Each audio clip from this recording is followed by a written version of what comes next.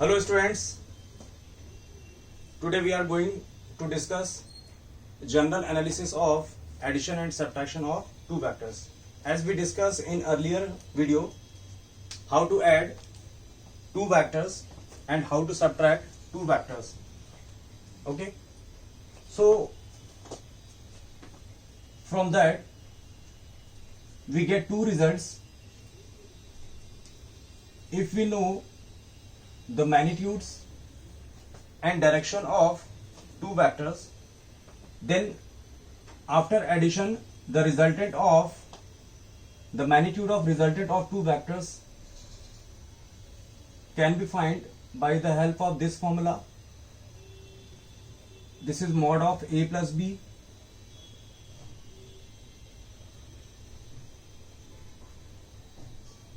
that is mod of r, and which is square root of a square plus b square plus 2ab cos of theta, where theta is the angle between vector a and vector b. See, in this result here theta is the angle between vector a and vector b. So in case if there is ab cos theta, so we can say the angle between vector a and vector b. If there are f1 f2 cos of theta, so we can say the angle between f1 and f2 vector is theta. And direction of resultant vector with respect to vector a, that is alpha is equal to tan inverse b sin theta upon a plus b cos theta. Okay, and similarly we have find the subtraction of two vectors. Its modulus is, that is square root of a square plus b square minus 2ab cos of theta. And resultant direction of vector a, resultant vector, the direction of resultant vector r with respect to vector a, that is tan inverse b sin theta upon a minus b cos theta. Okay, तो ये दो formulas हमने addition और subtraction से find किए थे in last video. Okay, तो basically इन formulas को हम कुछ शॉर्ट फॉर्म में भी लिखेंगे अकॉर्डिंग टू क्वेश्चंस, जो आपको नंबर ऑफ क्वेश्चंस में बहुत हेल्प करेगा. तो just we have to discuss general results of addition and subtraction of two vectors. अभी हम लोगों ने सिर्फ दो वेक्टर्स को एडिशन और सब्ट्रैक्शन किया. बाद में हम कुछ क्वेश्चंस भी करेंगे. अगर मोर देन टू वेक्टर्स होंगे तो फिर कैसे हम क्वेश्चन सॉल्व करेंगे. Okay, so first point is, let us suppose there are two vectors, that is vector A and vector B, and both vectors are in same direction. So if vector A just parallel to vector b, so we can say the angle between vector a and vector b is 0 degree. Okay, so what will be the magnitude in this case?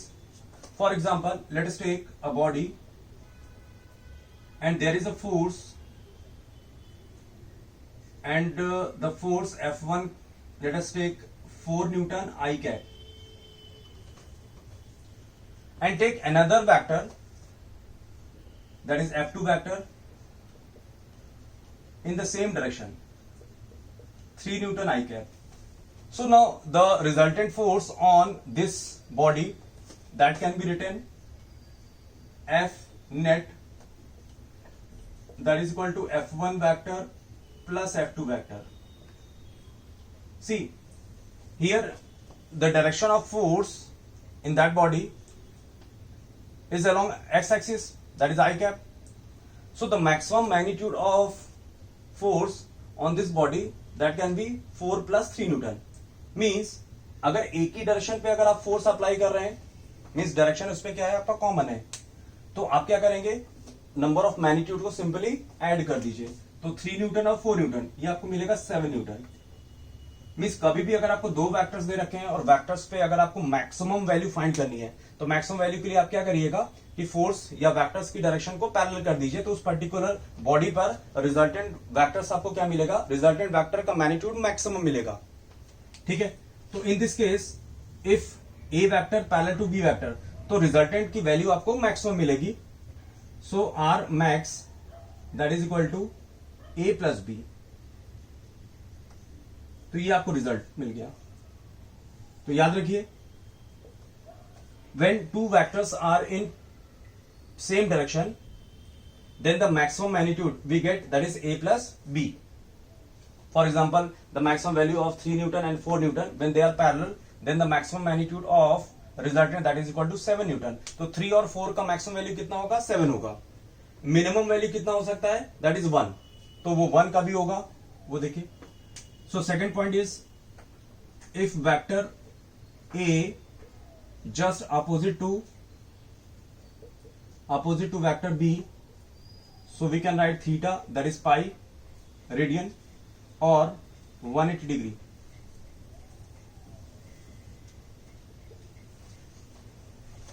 From here, let us take the force F1, that is 4 Newton I cap along positive x-axis, and second force in opposite direction, that is F2 vector, that is equal to 3 Newton but in opposite direction, minus I cap. So now the net force acting on this body, that is F1 vector plus F2 vector, and F1 is 4 Newton I cap and F2 is 3 Newton minus I cap. So resultant, how much we get, that is 1 Newton along this direction, because the magnitude of F1 is higher as compared to this one. Okay, तो याद रखिए कि कभी भी किसी भी body पे अगर आप सेम डायरेक्शन पे नंबर ऑफ फोर्सेस अप्लाई करते हैं तो मैग्नीट्यूड सिंपली ऐड हो जाता है, और उस केस में आपको रिजल्टेंट का मैग्नीट्यूड आपको मैक्सिमम मिलेगा, क्योंकि यहां पर आपका डायरेक्शन कॉमन है। Similarly in second case, if vector A and vector B both are in opposite direction, अगर दो फोर्सेस अपोजिट डायरेक्शन पे अप्लाई करेंगे तो नेट फोर्स क्या मिलेगा, आपको मिनिमम मिलेगा। 4 और 3 का मिनिमम वैल्यू कितना हुआ, 1 Newton.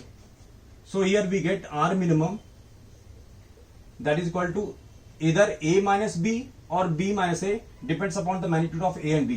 So just take here mod. In case if magnitude of A is greater than magnitude of B, so just write it minimum value of resultant, that is A minus B, and if magnitude of B is greater than magnitude of A, so just write R minimum, that is equal to B minus A. So just take general mod value. Okay, so these are 2 points, maxima and minima. Third point is, in case if vector A is just perpendicular to vector B, so we can write theta, that is 90 degree or pi by 2. So what will be the magnitude? देखिए, in this case अगर आप force F1 vector, that is equal to 4 Newton I cap, and the second force just take perpendicular to this force, that is F2 vector, means 3 Newton J cap. So exactly F1 के respect में body इस direction में move करना चाहेगा, F2 के respect में body इस direction में मूव करेगा, लेकिन यहां पर 4 न्यूटन और 3 न्यूटन J कैप के रिस्पेक्ट में बॉडी इन दोनों के रिजल्टेंट में मूव करेगा, like this. So we can find the magnitude of resultant force as well as the direction of resultant force with respect to any axis. तो ये resolution का पार्ट है, अभी हम थोड़ी देर बाद पढ़ेंगे. So if vector A perpendicular to vector B, then theta is 90 degree or pi by 2. So cos 90 is 0. So R value, that is equal to square root of A square plus B square. In this case here, mod of R, that is equal to A vector plus B vector mod, that is A square plus B square. If we place in this, so mod of R, which is mod of A plus B, and we get same value in case of mod A minus B vector. From this we can say, if two vectors are perpendicular, कभी भी दो vectors अगर perpendicular हैं तो vector के सम और vector का difference का मॉड हमेशा इक्वल होगा, ठीक है। Mod of A plus B that is equal to mod of A minus B. तो ये रिजल्ट बहुत इंपॉर्टेंट है।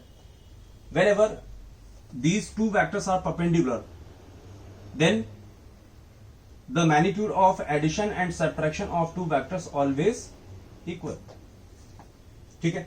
और लास्ट लेक्चर में मैंने आपको बताया था कि magnitude of A plus B always greater than magnitude of A minus B, इसको हमने ग्राफिकली प्रूव भी किया था।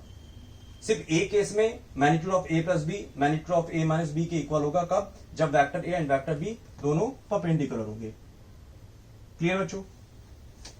तो हियर 4 न्यूटन और 3 न्यूटन, तो अगर आप इस बॉडी पे नेट फोर्स लिखेंगे that is F net, so F1 vector plus F2 vector, F1 vector is 4 Newton I cap and F2 vector is 3 Newton J cap. So what will be the magnitude? तो magnitude आपको इस vector का find करना resultant, so magnitude of F net तो आप इसी फॉर्मूले से निकाल सकते हैं, because F1 and F2 both are perpendicular, so we get square root of a square plus b square only, and 4 square plus 3 square 16 plus 9 that is 5 unit. And what will be the angle direction with respect to F1? तो alpha ले लेते हैं, so tan alpha क्या लिखेंगे आप? tan alpha that is perpendicular, perpendicular is 4 Newton upon hypotenuse upon base, so tan alpha that is 4/3, so alpha is 53 degree. So with respect to x-axis, the resultant force, the magnitude of resultant force will be 5 Newton in this case, and the angle of resultant force with respect to x-axis that is 53 degree. As we say, the angle, the direction of resultant force with respect to 4 Newton, with respect to this 3 Newton, that is 37. ये 53, तो ये angle कितना? 37 degree. Okay, तो these are 3 cases. तो कभी भी किसी भी पर्टिकुलर बॉडी पे अगर आपको रिजल्टेंट नंबर ऑफ वेक्टर्स का रिजल्टेंट अगर आपको मैक्सिमम चाहिए मैग्नीट्यूड, तो आप वेक्टर्स को सेम डायरेक्शन पे अप्लाई करिए। तो just learn it, when two vectors are in same direction then we get the maximum magnitude of resultant R max that is equal to A plus B, और in case if second point is if A and B both are opposite, so we get the minimum value in this case. तो जैसे मैंने example दिया 3 और 4 का maximum value कितना हुआ 7, और 4 और 3 का मिनिमम वैल्यू कितना हुआ 1 न्यूटन। थर्ड पॉइंट इज अगर दो फोर्सेज अगर आप परपेंडिकुलर अप्लाई करते हैं तो आपको रिजल्टेंट क्या मिलेगा, that is R mod that is equal to mod of A plus B या mod of A minus B which is both equal to square root of A square plus B square. तो ये result भी आप याद रखिएगा कि if two vectors are perpendicular then the magnitude of addition and subtraction of two vectors always be equal.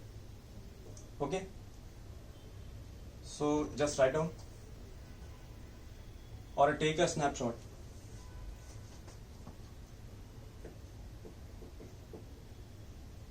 Number of questions में आपको directly पूछेगा maximum value of resultant is this one, minimum value of resultant this one. तो ऐसे questions में आपको directly आप इसको use कर पाएंगे, क्योंकि अगर बार बार आप वो फॉर्मूले को लिखेंगे तो टाइम का ओवरलैप बहुत जाएगा, ठीक है। तो बेटर ऑप्शन है कि कुछ रिजल्ट्स आप याद रखिए, एंड ऑब्जेक्टिव अप्रोच के लिए आपको थोड़ा लर्निंग रखना ही पड़ेगा।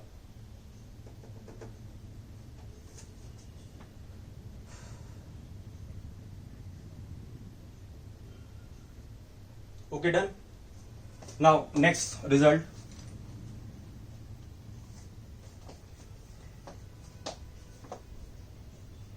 and next point is very very important।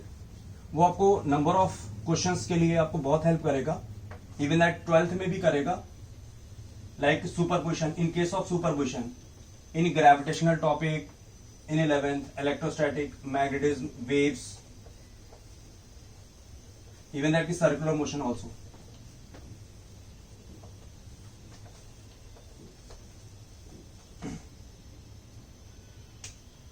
Fourth point is if mod of A vector is equal to mod of B vector, and इस पर्टिकुलर रिजल्ट पे भी IIT ने क्वेश्चन पूछा है, if mod of A vector that is equal to B vector, means particular body पे मैंने दो forces same magnitude के अप्लाई कर दिए, for example, and theta, direction difference between vector A and vector B is theta. Theta is the angle between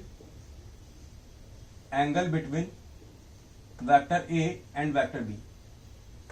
ठीक है, ये data आपको दे रखा होगा, mod of A that is equal to mod of B and theta is the angle between vector A and vector B. So what will be the value of mod of a plus b and what will be the value of mod of a minus b? So question is find mod of r that is equal to mod of a plus b and mod of a minus b. तो दोनों results हम लोग find करते हैं पहले, और इसको आप याद रखिएगा, directly we can use this one. Okay, so mod of r that is equal to mod of a plus b,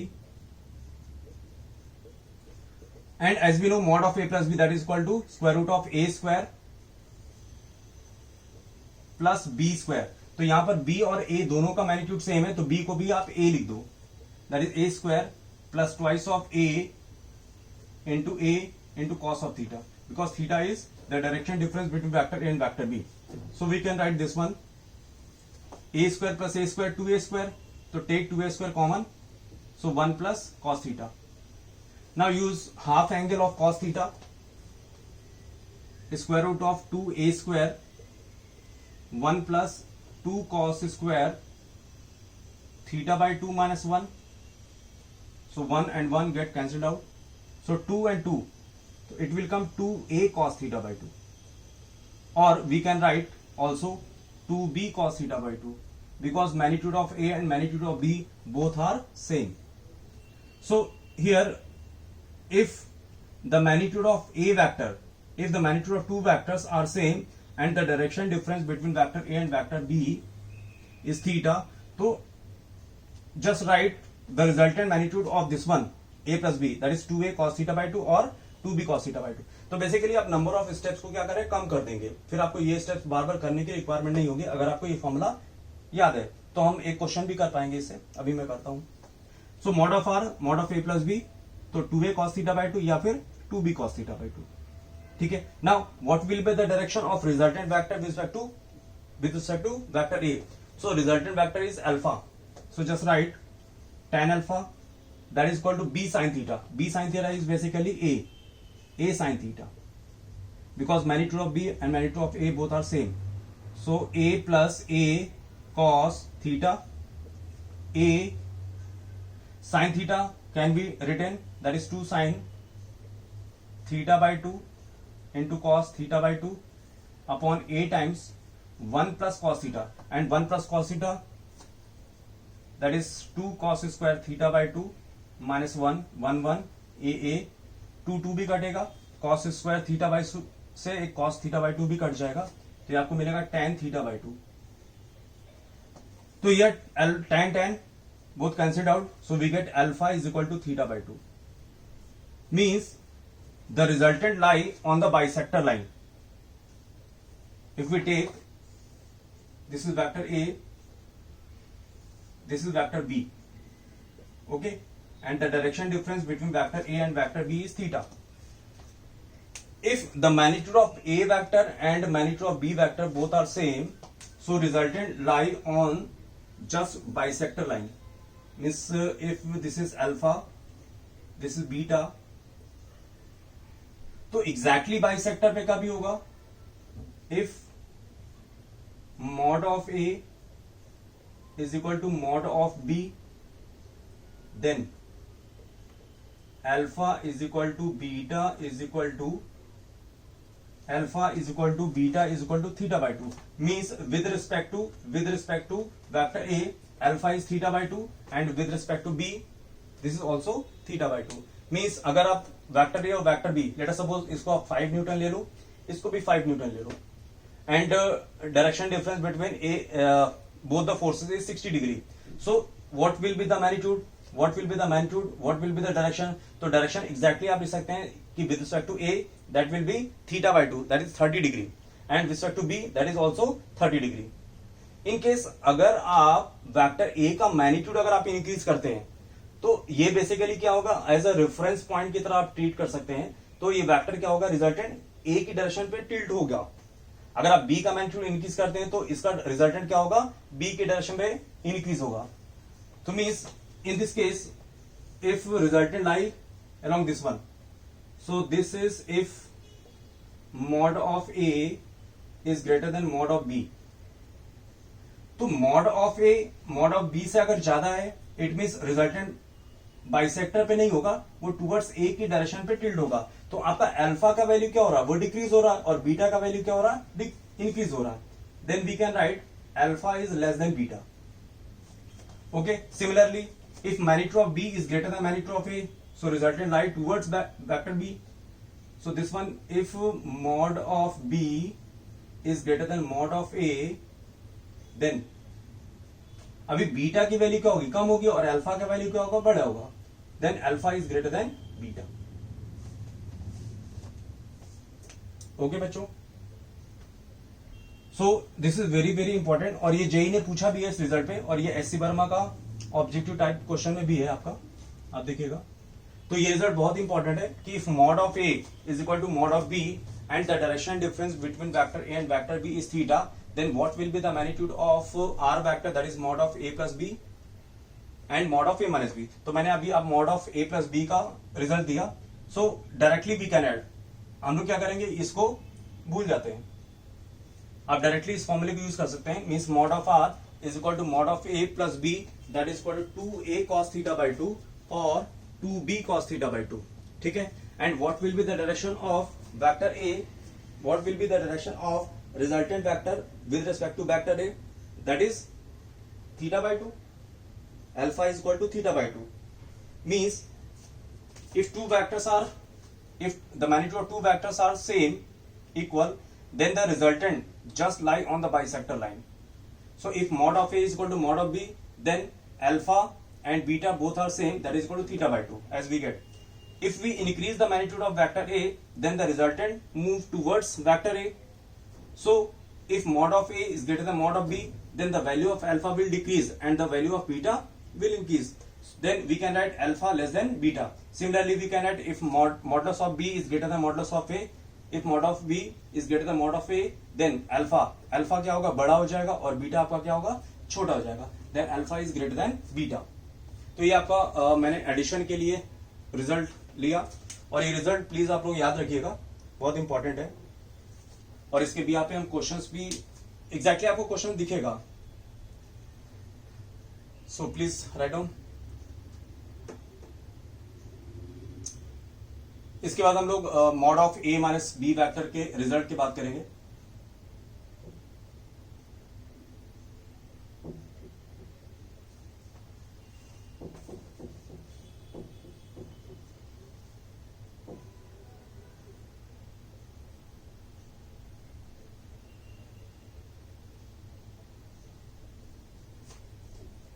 Okay students,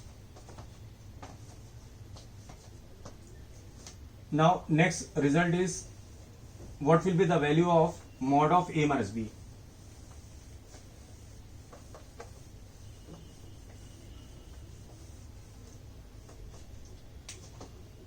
Since mod of R that is equal to mod of A minus B, and the formula of mod of A minus B, that is square root of A square plus b square minus 2ab cos of theta. Okay, so just place b as a, so we get a square plus a square minus 2a square cos of theta, that is square root of 2a square 1 minus cos of theta, that is 2a square 1 minus cos theta means half angle 1 minus 1 plus 2 sin square theta by 2, 1 1, so here 2 2, so we get 2a sin theta by 2, or we can write 2b sin theta by 2. So mod of R that is equal to mod of A minus B, that is equal to result is 2a sin theta by 2 or 2b sin theta by 2। तो ये दोनों result आप याद रखिएगा कि when mod of A and mod of B, if the magnitude of two vectors are same and the direction difference between both the vectors is theta, then what will be the magnitude of A plus B, that is 2A cos theta by 2 or 2B cos theta by 2. Similarly we can find mod of A minus B, that is 2A sin theta by 2 and 2B sin theta by 2. तो ऐसे याद रखिएगा कि addition के case में cos component आता है और सब्ट्रैक्शन के केस में sin कंपोनेंट आता है, that is 2A sin theta by 2 या 2B sin theta by 2. Okay. So this is A vector, this is B vector. So minus B vector is along this direction, minus B. Magnitude of A and magnitude of minus B both are same, then the magnitude of resultant, just like on the bisector line, this is theta by 2. Basically this is pi minus theta, pi minus theta, because this is theta. So what will be the angle for this one? That is pi minus theta by 2, and for this one that is pi minus theta by 2, and the magnitude of this resultant, that is 2A sin theta by 2, either 2A sin theta by 2 or 2B sin theta by 2. ठीक है। सो ये trigonometry के लिए आपको sin 2 theta cos 2 theta का half angle आना चाहिए, तो मैं लिख देता हूं यहां पर लाइक साइन 2 थीटा फॉर्मूला होता है, जैसे साइन ए प्लस बी लेते हैं तो ए को भी थीटा प्लेस कर दीजिए, बी को भी थीटा प्लेस कर दीजिए। साइन ए प्लस बी क्या होता है? Sign A cos B plus cos A sine B. तो वहां से आप सॉल्व करोगे तो ये आपको मिलेगा 2 sine theta into cos theta, and cos 2 theta is, तो आप कॉस ए प्लस बी का फॉर्मूला यूज कर लिए, that is cos theta cos A cos B minus sine A sine B. तो वहां से रिजल्ट आएगा बच्चा cos square theta minus sine square theta, और cos square theta can be written 1 minus sine square theta, तो इसको आप लिख सकते हैं 1 minus 2 sign square theta. Similarly sign square theta को अगर आप चेंज करते हैं तो लिख सकते हैं 1 माइनस कॉस स्क्वायर थीटा, तो ये आएगा आपका 2 cos स्क्वायर थीटा माइनस 1। तो अगर आपको हाफ एंगल लिखना है तो आप 2 थीटा के प्लेस पे आप थीटा प्लेस कर दीजिए। तो साइन थीटा क्या लिखोगे? तो साइन थीटा बेसिकली हम लिख सकते हैं 2 टाइम्स थीटा बाई 2। तो यहां पर जो थीटा है आपका, यहां पर जो थीटा था यहां पर अभी थीटा बाई 2 हो जाएगा, साइन 2 थीटा बाई 2। तो यहां पर जो भी थीटा है वो आपका थीटा बाई 2 हो जाएगा, तो ये हाफ एंगल बन जाएगा। मीन साइन थीटा को आप लिखोगे 2 sine theta by 2 into cos theta by 2, and cos theta that is cos square theta by 2 minus sine square theta by 2, और 1 minus 2 sign square theta by 2 या 2 cos square theta by 2 minus 1। तो ये results आप याद कर सकते हैं। Please write down.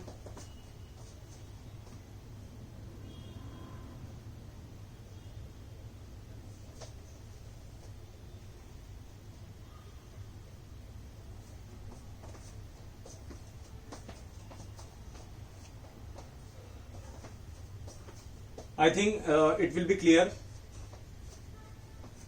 आप लोगों को कोई भी डाउट रहता है, कोई भी क्वेश्चन रहता है, तो आप कमेंट बॉक्स पे मेंशन कर दिया करो।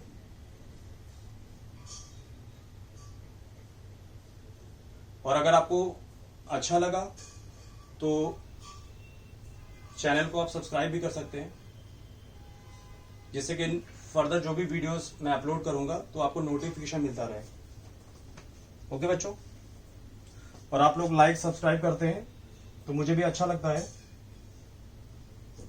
एंड मेरे को भी एनर्जी मिल जाती है कि ठीक है बच्चों ने बोला है तो एटलीस्ट नेक्स्ट लेक्चर जल्दी से जल्दी अपलोड करूं। क्लियर बेटा?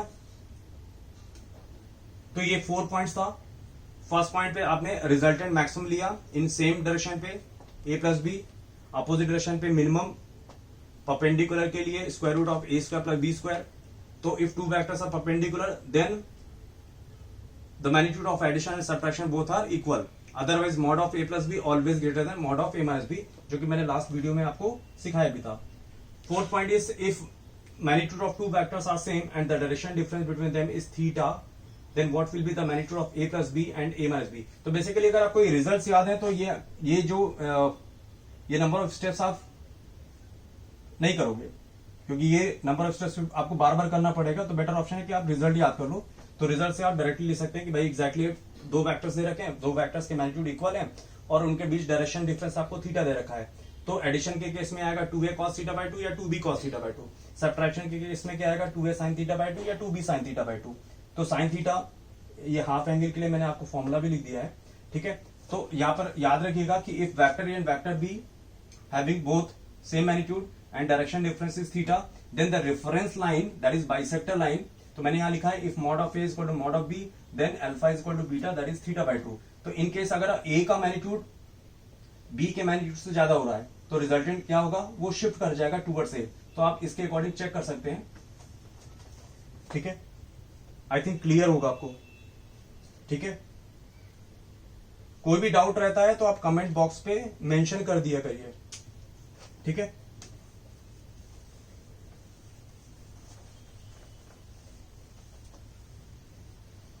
और ये वीडियो देखने से पहले अगर आपने लास्ट वीडियोस नहीं देखे हैं तो प्लीज लास्ट वीडियो जरूर देखिएगा, फिर आगे वाले वीडियोस देखिएगा। अदरवाइज आगे वाले वीडियोस आपको फिर नहीं समझेगा कि एग्जैक्टली मैं बात क्या कर रहा हूं।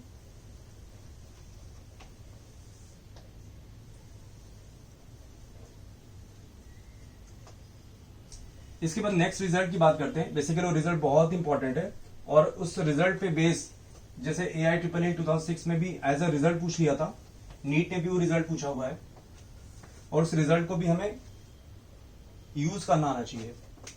और उस रिजल्ट से ही आपको थ्योरम ऑफ कंकरेंसी भी बनेगा और फिर मैं आपको लामीज थ्योरम भी बताऊंगा। तो next point is fifth which is also important, that if mod of A is equal to mod of B and that is equal to mod of r also, okay, means दोनों vectors के magnitude भी equal है और उन दोनों vectors का resultant vector का magnitude भी इक्वल है, ठीक है। Then what will be the angle, means आप इन तीनों वेक्टर्स का means vector A vector B और उन दोनों के रिजल्टेंट वेक्टर को आप कैसे अप्लाई करोगे, कितने एंगल पे अप्लाई करोगे, ठीक है। तो यहां से मुझे वो एंगल मिल जाएगा। तो अगर आप देखो कि if mod of A is equal to mod of B then what will be the magnitude of R vector. तो अगर आप एडिशन के केस में बात करते हो तो mod of R that is mod of A plus B and result is how much 2a cos theta by 2। Addition के केस में cos थीटा बाय 2, सब्ट्रैक्शन के केस में sin थीटा बाय 2। और यहां पर मॉड ऑफ आर की value mod of A की equal है तो आप इसको भी क्या लिख देंगे, a लिख देंगे। तो a इज इक्वल टू क्या हुआ 2a cos theta by 2. So a get cancelled out. So we get cos theta by 2. That is equal to 1 by 2. तो cos theta, cos angle 1 by 2. तो एंगल का value कितना होगा बच्चों 60 degree. So theta by 2 that is equal to 60 degree. और we can write theta that is 120 degree. Means particular किसी body पे अगर आप 120 डिग्री पे 120 डिग्री पे अगर आप फोर्सेस अप्लाई करो या वेक्टर्स अप्लाई करें, फॉर एग्जांपल आप ऐसे देखो, ये एक मैंने फोर्स लिया, इसको आप ऐसे ले लो, ए ले लो, ए वेक्टर, ए वेक्टर से बी वेक्टर में डायरेक्शन डिफरेंस कितना लेना पड़ेगा आपको 120 डिग्री। तो ये 90 120 कुछ ऐसा होगा, दैट इज बी वेक्टर। ये 120 डिग्री 120 डिग्री। सिमिलरली बी से भी आपको जो रिजल्टेंट लेना पड़ेगा वो 120 पे लेना पड़ेगा। दिस इज 120, बीटा ले लेते हैं 120 degree. This is mod of R vector and this is 120 120। तो ये भी एंगल कितना होगा 120, ठीक है। मीन्स आप इस पिक्चर को ऐसे भी ड्रॉ कर सकते हैं, लाइक मैंने वेक्टर ए लिया, the direction of vector A is in this direction. Now add vector be with angle 120 degree. तो 120 डिग्री ये 90 120 डिग्री कुछ ऐसा होगा। This is direction difference between vector A and vector B. मैंने आपको पहले भी फर्स्ट वीडियो में सिखाया था कि वेक्टर ए और वेक्टर बी में अगर आपको डायरेक्शन देखना है तो आप वेक्टर ए की डायरेक्शन को एक्सटेंड कर दीजिए। फिर उसको बी के डायरेक्शन में रोटेट करते हैं तो आपको ए वेक्टर और बी वेक्टर में डायरेक्शन डिफरेंस मिल जाएगा। सो ये डायरेक्शन हो गया किसका, बी का। अभी आपको क्या करना है, वेक्टर आर लेना है और वेक्टर आर वेक्टर बी के साथ कितना एंगल पे होगा, 120 डिग्री पे। सो 120 लाइक ऐसा होगा, this one is 120 degree, 120 degree. This is the direction of vector B, this is the direction of vector R. तो बी के डायरेक्शन को अगर आप 120 डिग्री रोटेट करेंगे तो आपको रिजल्टेंट आर का डायरेक्शन मिलेगा। तो ये आपका 120 हो गया। तो ये एंगल बच्चों कितना होगा, ये भी 120 होगा। ठीक है, तो बेसिकली ये साइक्लिक प्रोसेस बन गया। मींस बॉडी यहां से स्टार्ट हुआ, A vector, then B vector, then resultant R vector. So अगर आप सोचो कि vector A and vector B, so resultant क्या लेते थे हम लोग, R vector, A vector plus B vector. तो ये आपने क्या किया, यहां से स्टार्ट किया, इनिशियल टू फाइनल। अगर आप इस वेक्टर को रिवर्स कर देते हो इस डायरेक्शन पे, तो ये साइक्लिक प्रोसेस हो गया, A vector plus B vector plus R vector. तो आर वेक्टर यहां पर क्या लिखेंगे आप, माइनस आर वेक्टर। तो एग्जैक्टली यहां से रिजल्ट क्या मिलेगा आपको, A vector plus B vector plus R vector is equal to 0। So we can say here A vector plus B vector plus R vector, A vector plus B vector plus R vector is equal to 0।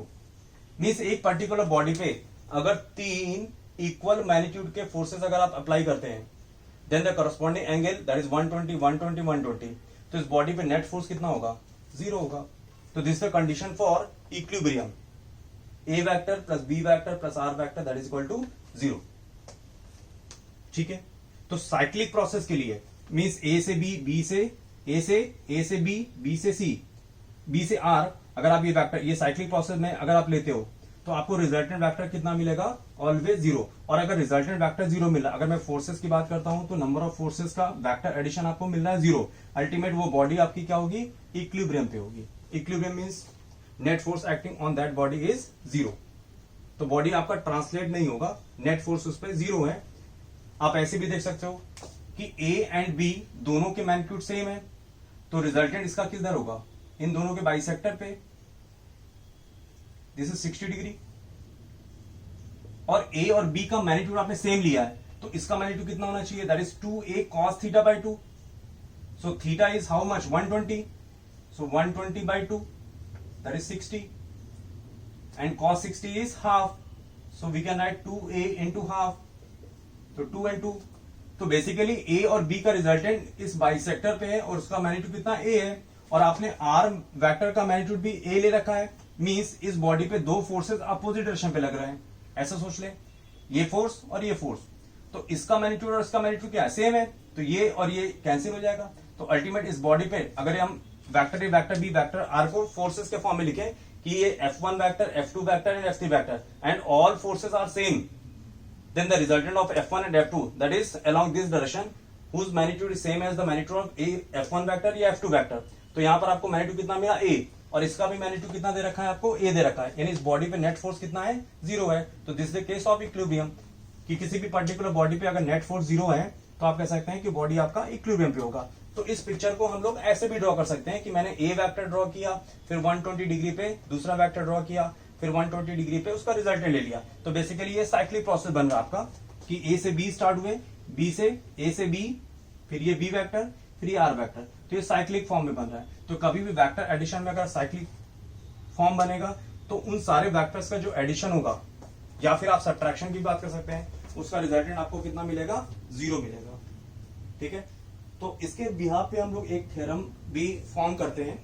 वो theorem क्या है, वो बहुत important भी है, NEET ने भी पूछा हुआ है, तो इतना आप लिख लीजिए या स्क्रीनशॉट ले लो।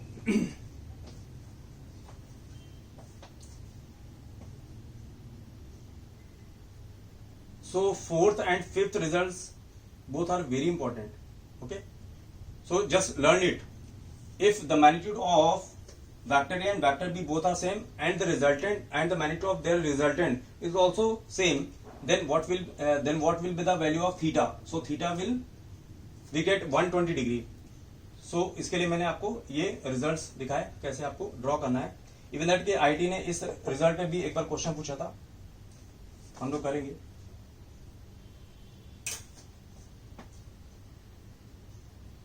क्लियर बच्चों? कोई भी प्रॉब्लम रहता है, कोई भी डाउट रहता है तो आप कमेंट बॉक्स पे मेंशन कर दीजिए, तो मैं क्लियर करने की कोशिश करूंगा. ओके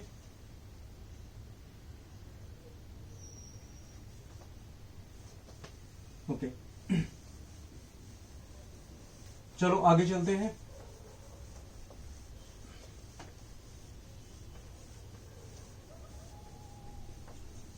और आप याद रखिएगा कि साइक्लिक प्रोसेस कैसा भी हो, like A vector, B vector, C vector, D vector, E vector, means ये cyclic process A B C D E.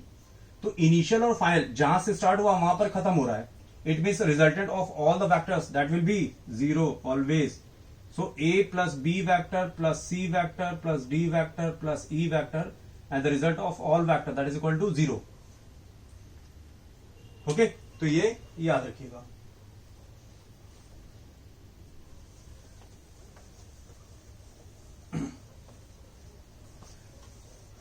Now next point is theorem of concurrency. बहुत इंपॉर्टेंट है.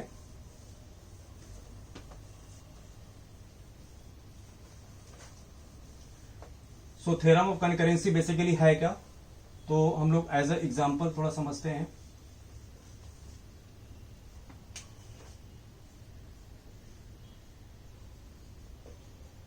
Theorem of concurrency.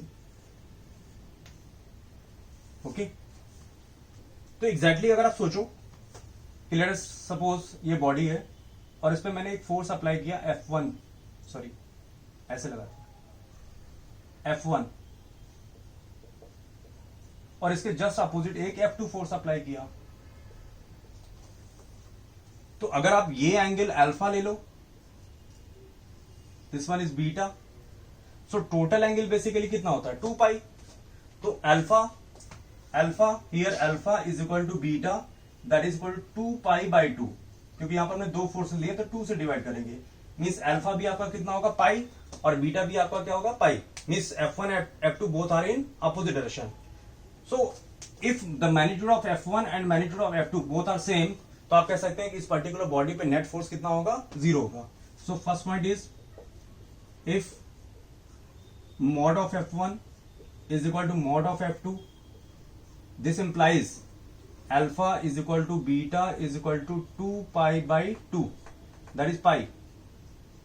Then we can write net force acting on this body, that is F1 vector plus F2 vector, and the result will be 0. Similarly, अगर आपने 3 forces लिए हैं, this one F1, F2 and F3. F1 ये angle alpha ले लो, ये beta, and this one is gamma. So if mod of F1, mod of F2 and mod of F3 all are same, so we can say alpha beta gamma वो भी क्या होंगे आपके equal होंगे. आप ये पिक्चर ड्रॉ कर सकते हैं या फिर आप cyclic process like this one F1 F2 F3. ठीक है, तो आप ये एंगल ले लो.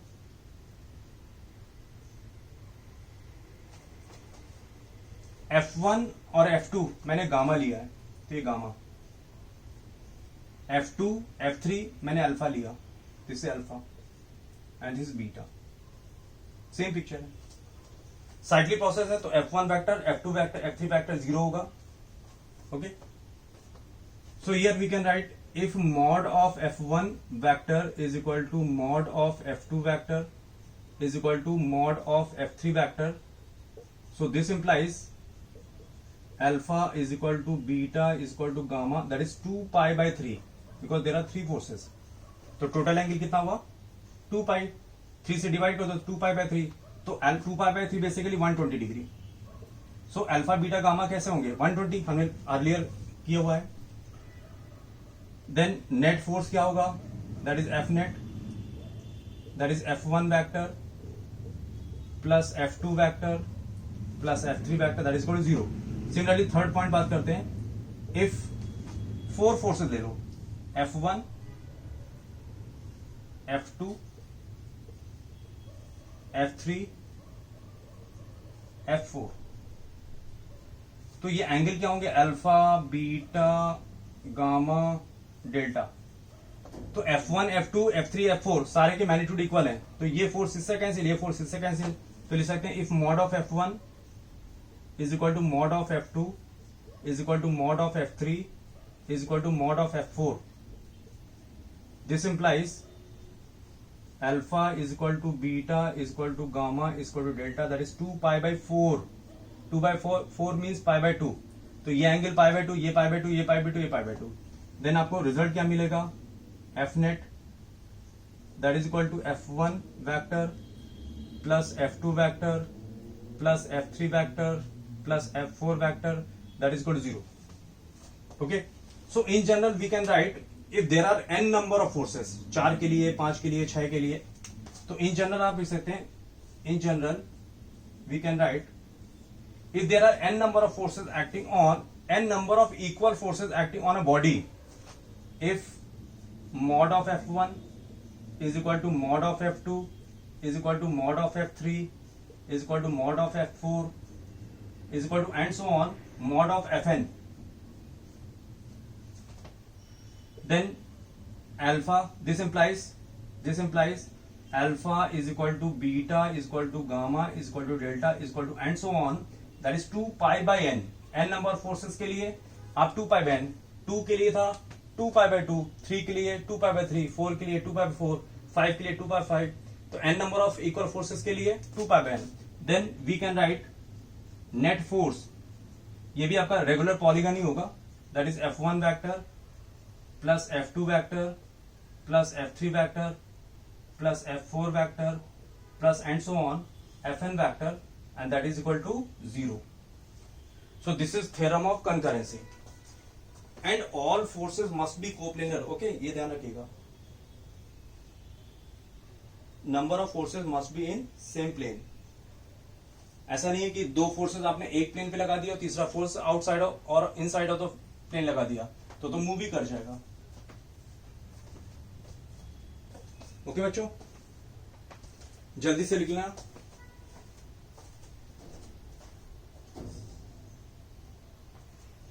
Write down.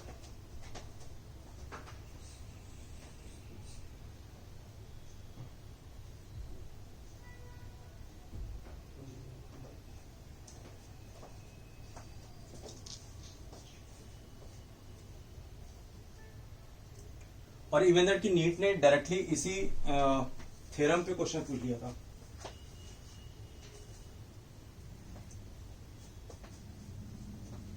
And this theorem only applicable if number of forces, if the magnitude of number of forces are same. इसके बाद हम लोग लामिस थ्योरम की बात करेंगे. And लामिस theorem basically valid for, वैसे मैं यूज नहीं करता लामिस थ्योरम को, लेकिन फिर भी मैं आपको बता देता हूं.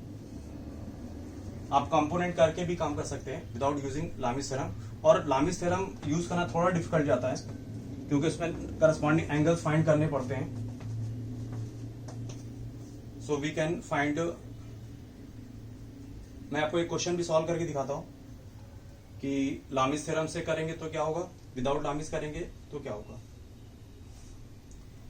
ओके बच्चों,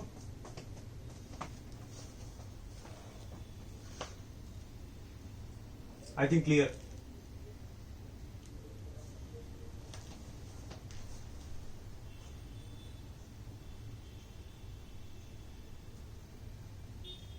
किसी को भी कुछ भी डाउट रहता है या कोई वीडियो आप चाहते हैं कि मैं अपलोड करूं तो प्लीज कमेंट बॉक्स में आप मेंशन कर दिया करिए.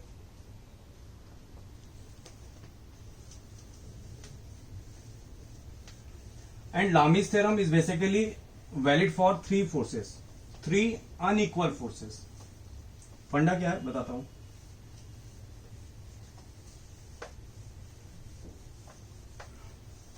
अभी हमने इस केस में किया कि if the magnitude of 3 forces are same and their corresponding angles also are same, then the net force acting on the body is 0, means the body will be in equilibrium.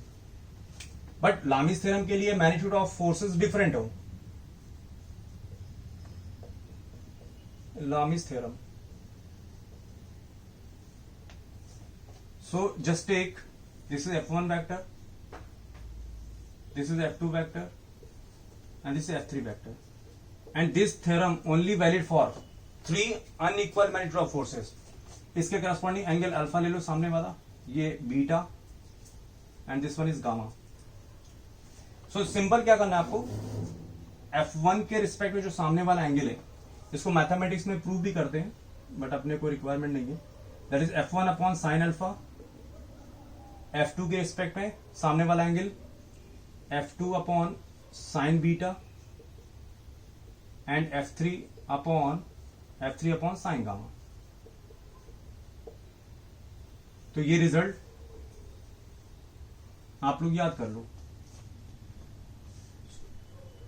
If mod of F1 does not equal to mod of F2 does not equal to mod of F3, तो mod of F1 mod of F2 mod of F3 अगर equal नहीं है तो this implies alpha does not equal to beta does not equal to gamma, but the body is in equilibrium,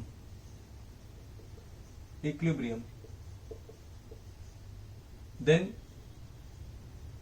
we can use Lami's theorem।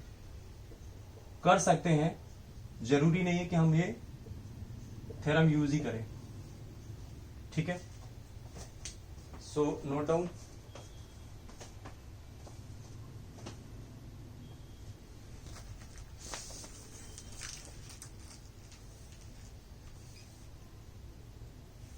तो मैं आपको एक question कराता हूं, तो उस क्वेश्चन को लामीज थ्योरम से भी करेंगे एंड विदाउट लामीज भी करेंगे। तो बस ये ध्यान रखिएगा, Lami's theorem only valid for 3 unequal forces. So here we can write mod of F1 that is does not equal to mod of F2 does not equal to mod of F3. This implies alpha, beta and gamma all are unequals. But the condition is the body will be in equilibrium. Then we can use Lami's theorem. Okay. So just take an example.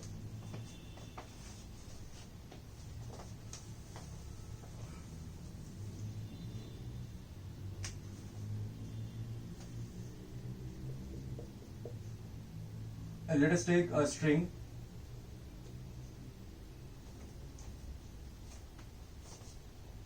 which inclined with angle ऐसा लिया है, okay. और यहां पर एक hinge portion है और इस पॉइंट से मैंने एक वेट हैंग कर रखा है W। तो देखिए इस पॉइंट पे आपने वेट हैंग किया, मींस इस वाले पार्ट पे टेंशन अलग होगी, इस वाले पार्ट पे टेंशन अलग होगी। ये आपका 30 डिग्री है and weight this string is 1 string and this one is second and weight is 3 newton, okay. And question is find the tension in string 2 and string 1. Question is find tension in string 1 and 2.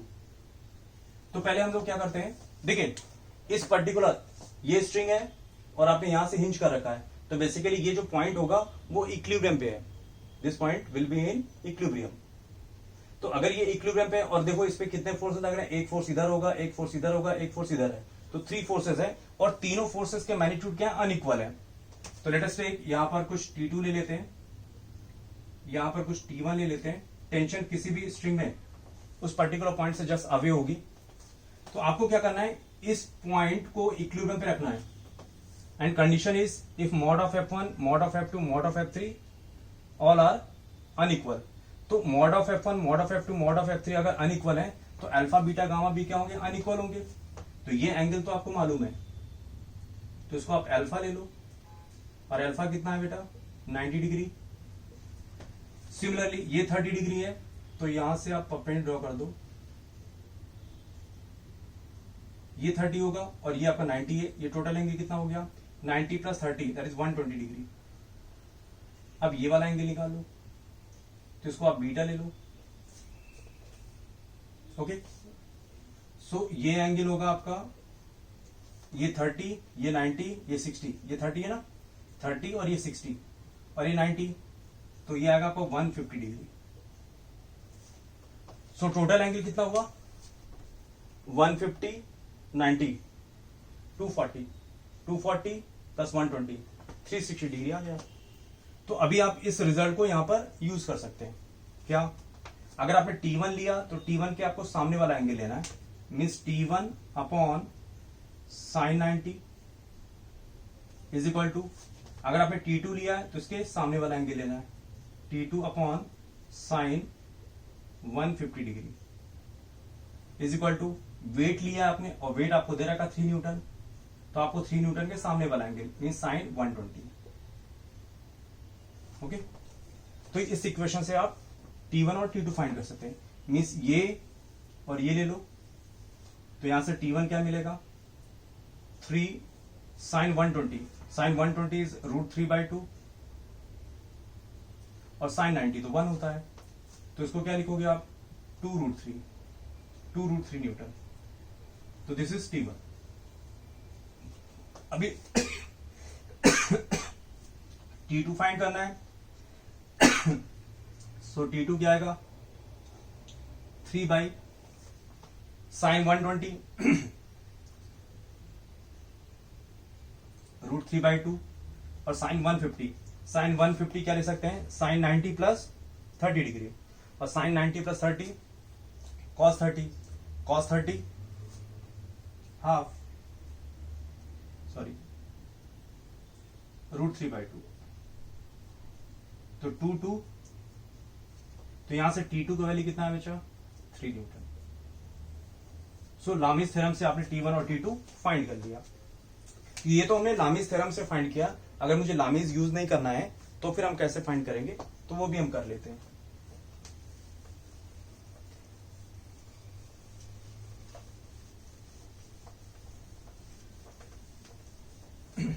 मैं picture फिर से draw कर देता हूं।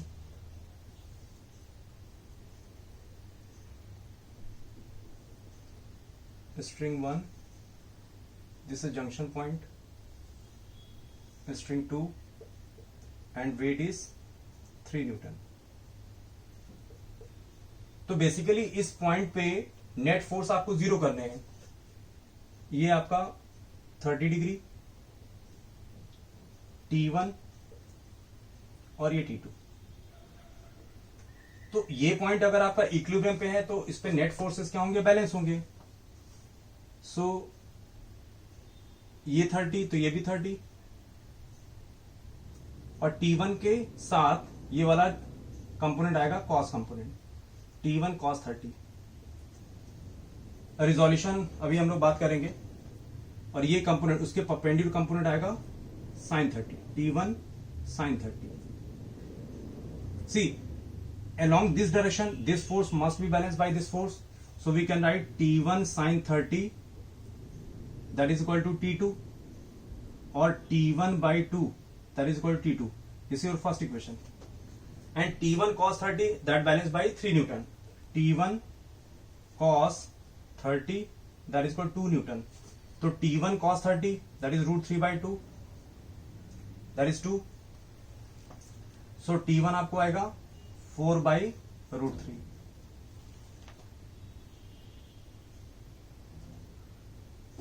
Sign 30 ना, 30 T1 cos 30, T1 cos 30 is √3/2 that is equal to, तो T1 मिला आपका 4 √4/√3 तो इसको लिख सकते हैं क्या, कुछ गड़बड़ आ रहा है, सॉरी बच्चों, ये 3 है ना। सो ये आपको मिला 3 इंटू 2/√3, तो ये आपको क्या मिलेगा 2√3 न्यूटन। तो ये आपको T1 मिल गया। T2 that is equal to how much, 2√3/2, तो ये आपको मिलेगा √3 न्यूटन। आई थिंक यहां पर मैंने कुछ गड़बड़ किया। साइन 90 प्लस, ओ सॉरी, साइन 90 प्लस 60 होगा ना, तो cos 60 इज हाफ, तो आपको यहां पर हाफ रखना है। तो ये 2 कट जाएगा, तो ये आपका √3 वैल्यू आएगा। ठीक है, तो आप लामीज थ्योरम से सॉल्व कर सकते हैं और विदाउट लामीज कर सकते हैं। बस उस पर्टिकुलर पॉइंट पे अगर वो इक्विलिब्रियम पे है तो आपको क्या करना है, नेट फोर्सेस जस्ट बैलेंस कर देने हैं, और नेट फोर्स बैलेंस करके आपको क्वेश्चन सिंपली सॉल्व हो जाएगा। तो जो भी मेथड आपको अच्छा लगे आप वो मेथड लीजिए। आपको लामीज थ्योरम से इजी पड़ रहा है तो आप लामीज थ्योरम से कर सकते हैं, विदाउट लामीज करना है तो आप विदाउट लामीज आप कंपोनेंट लेकर के सॉल्व कर सकते हैं। ठीक है, सो चेक कर लीजिए।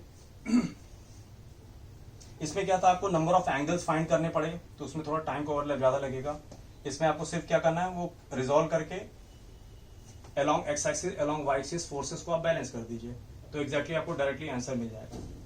ठीक है, आपको जो भी इजी लगे you can take that method. Clear?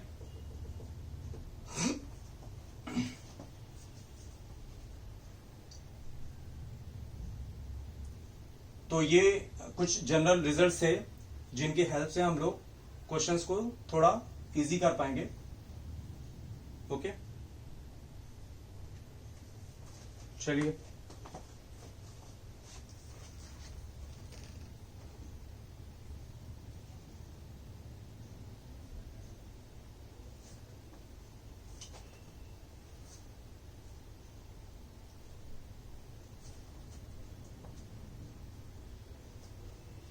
Screenshot इसका ले लीजिए। तो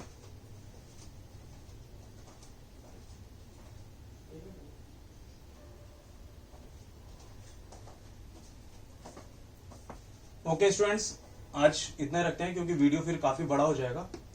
ठीक है, तो नेक्स्ट वीडियो में फिर हम लोग रिजोल्यूशन ऑफ वेक्टर को कैसे रिजोल्व करते हैं वो सीखेंगे, एंड उसके बाद फिर हम प्रोडक्ट्स पढ़ेंगे,